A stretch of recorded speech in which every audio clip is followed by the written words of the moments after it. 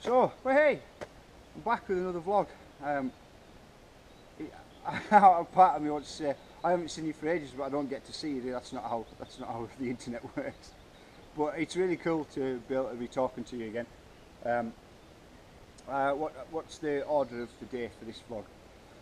I've got a couple of test reviews to do, three in actual fact to do, and a bit of talking about GNAR in general. So the three items that I've got on test is separated AC joint, broken collarbone, and cocodamol. All three of those items I'd have to give 0 out of 5 star ratings on. All joking aside, separated ACs, next time you hear Rob Warner commentating on somebody coming down saying, oh, they're carrying a bit of a shoulder injury, it's serious stuff. Collarbone is a broken bone is a broken bone and has the associated pain that comes with it, but separated ACs is a bit like, if you've never experienced one before, it's a bit like somebody taking a syringe with boiling water out of the kettle and just on that kind of pressure point in there and injecting it in if you move it in the wrong way. Sucks. And those people that ride and do race runs with carrying those injuries, all power to them, man, because it's sore. Cocodamol, I read the packet and it said don't take for more than 3 days, can become addictive. Now, to be honest with you, I read that and thought, get in, this is the stuff, because anybody who's had one of these before will know that sleeping is a bit of a pig. And I suppose I must apologise for my rambling right now, because I'm not had much kit, probably look like crap, but I'm surviving on caffeine at the moment. So sleeping's a bit difficult, so I was thinking cocodamol, it says, oh, look out, they're addictive, and I thought they must be strong. Again, I'd have to give 0 out of 5 stars for them ones and all. They're not as good as you think they're going to be at all. They take your mind off it slightly, but don't particularly help with sleeping. As an alternative, I'd have to go with like Haribo. It'd be a good alternative. You put a couple of Haribo in your mouth, and for that short period of time you're thinking, Haribo, and you're not thinking about your shoulder, so it's pretty much the same thing.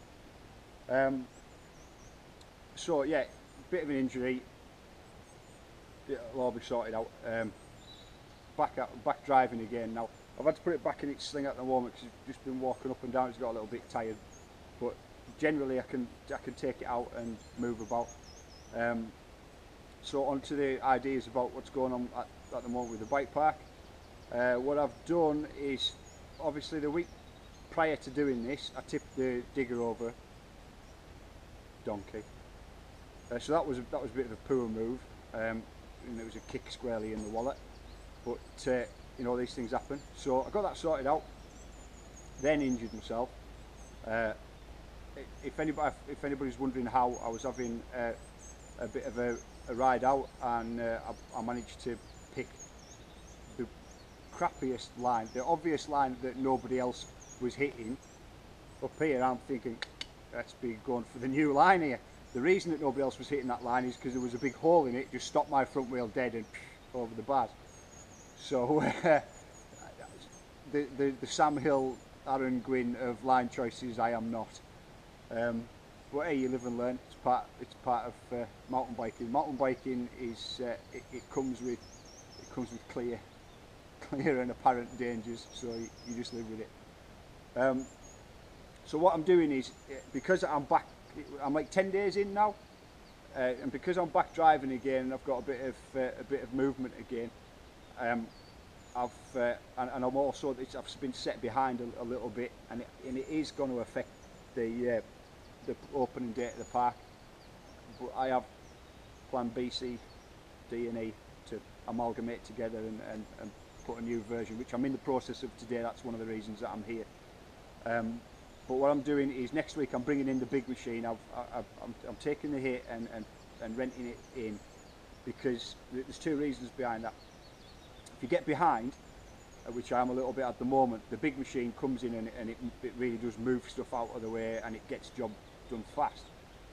Secondly is, as again, some of you might know, the big machines, rather than leaning forwards with levers like my little old job is, the big machine is sat upright in a sprung chair, so you're not bouncing around so much, and it's both on joystick controllers, so you can carry an injury and drive one of those and no worries. So A, I'll be able to drive it, and B, it gets me back on track because it does work in a big way fast. So that's kind of next on the cards. The reason for that, and the reason for chasing down and getting back on track quickly, is because prior to all the Frank Spencer carry on with ditching a digger and coming off the bike, I was getting really close to having the access road finished to get you guys in, and that's what I want to concentrate on now. So next week we're going to finish off that access road, and very shortly I'm going to be putting together the stuff for the trail crews and the dig days, because once I can get you in off that road side and bring you into the forest and get you parked, then we can have some dig days. So that relates back round to today, where what I'm doing is I'm filming the up and down the trails that we've got set out, so that I can sit back and study those, going over at a slow pace rather than like a helmet cam pace, and pick out, you know, where do we want to berm, where do we want to be putting rollers, where needs a kicker, so that when we get to dig days we can have a definite, right, let's crack on. If there's any things where I go, I'm not really sure what to do with this bit, then I am going to throw it out. I want opinion, and I want to know what you guys think. Which leads us on to the next thing. So today, this isn't a new thing. It's something that I've made inquiries about before, just not on my social media. But today I shared a review from Wide Open magazine about an electronic bike. Now I'm interested to find out opinions about this. They're not, I suppose, what's the best way of putting it? Not that I don't know some of the opinions. And the kind of where the e-bike gets sat in with 29ers and fat bikes, and people are, oh, rubbish. I know that opinion exists, and I kind of want to know why people feel that way and why there's such a wide swathe. And I'm intrigued. It's interesting to find out what the score is. My personal thoughts on e-bikes is they essentially, they're not going to do any, like, trail damage wise, they're not going to do any damage to the tracks. As far as like the people would be able to rattle, because there is going to be a loop around, especially like if anybody's got an e-bike and is thinking about using it, there is going to be a loop around that's there's going to be push-ups that will bring you straight back up, but there will be an opportunity to do a loop back around. And if you're on an e-bike, I would imagine it's a slightly longer way around, but it's less steep than coming straight back up the push-up. I imagine it'd be perfect. So if you know, there is going to be that opportunity there, and I'm not going to be like watching you like a hawk and thinking, oh, is he tearing up the trails? No, dude, honestly, you need to see some of my mates ride. If anything, it'll be them that I'll be saying, oh, can we not like blast out the berms and stuff so much, because it's me that's got to fix them again. But I don't have any concerns about it at all. But it's interesting to find out people's feelings about it and people's thoughts. And I suppose that leads me on to kind of people that know me. None of this will seem surprising, but obviously, you know, there's 3,200 of you out there, and we haven't, you know, we just haven't had the opportunity to meet yet. We will, just not yet. I'm always going to be doing this kind of thing. I'm always game for opening stuff out to opinion and to criticism. And I want to hear your feedback. It's valued. I want to hear from you guys. You guys are the mountain biking community. Therefore, your opinion counts, and therefore, that's the opinion that I'm interested to hear. Whether I completely subscribe to it or agree with it, that's actually not the point. I can learn from it, so it's always interesting to me.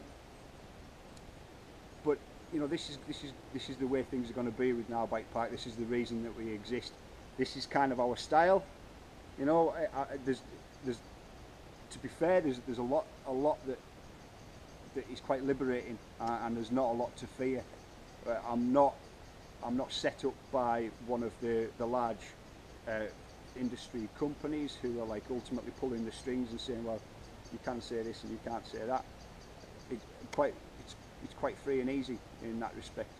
So there will be other things that will come up that I just would like to know your thoughts on, and I will be offering it out there. As I say, it's valuable and it's interesting to know. And I suppose another thing that we should, other questions that have come through, but something we should probably establish as well, is once we get open, just because I'm the owner of the place, I'm not going to be in some sort of ivory tower looking down on people, or even like staying my ass at home and having staff in here run this place. I'm going to be here all the time. I'm going to be around. I want to meet you. There isn't going to be like a locked door to the office policy. Come in, knock, give us a shout. Let's put a brew on and have a crack. That's the whole point. So it's, this is the way that we are right now, and this is the way that we intend to go forwards. It's sometimes, I mean, I don't know. We're not the MTV industry. I suppose that's the best way of putting it. We're a facility. So the MTV industry, you wouldn't have found them say, hey guys, we've been developing this thing called 27.5 plus, and we would wonder what you thought about it. Is it a game changer, it's brand new technology that's a must and should be had, or is it a bit of a waste of time? They're not, they're not going to do stuff like that. Whereas, not that I'm particularly interested in debating that point, because 26, 27.5, 27.5 plus, personally, much of a muchness, it's not something that I'm too concerned about. But the e-bike things, about 3 months ago, I read about some trails over the pond that have just flat out banned them. So back then I contacted them via email asking, I'm opening a trail too. I imagine that you've seen a good reason to ban these. Do you want to give us any help, any insight as to, is there something that I need to know? Are we going to have like exploding batteries or something like that? Or, I don't know. I'm just looking for some feedback. Not a pip, nothing. It's like nobody wants to talk about it. So that I don't understand why. It's not religion. It's not politics. It's mountain biking. What we're scared of talking about. Yes, as we've said before, it polarises opinion, and people do have different feelings on it. But we're all adults here. I'm just interested to know what the score is. So anyway, it's interesting, and there'll be more stuff to read when I get home, when I get done, finished with this. So, keep your comments coming, and if you've got any questions to ask me, or if there's any whys that you want me to expand on or talk about, give us a shout. I'm completely happy to. I'm an open book, happy to talk to you about it. For now, I'm going to crack on and get the rest of these trails videoed, and then look at the weather, by the way. It's nice, isn't it? And then we'll try and get some ideas of, as I say, where we're putting features and what we're doing about this. And at the moment, and I'd love to be able to give you a concise information about this is, plans have changed, so this is what we're doing about the new plans.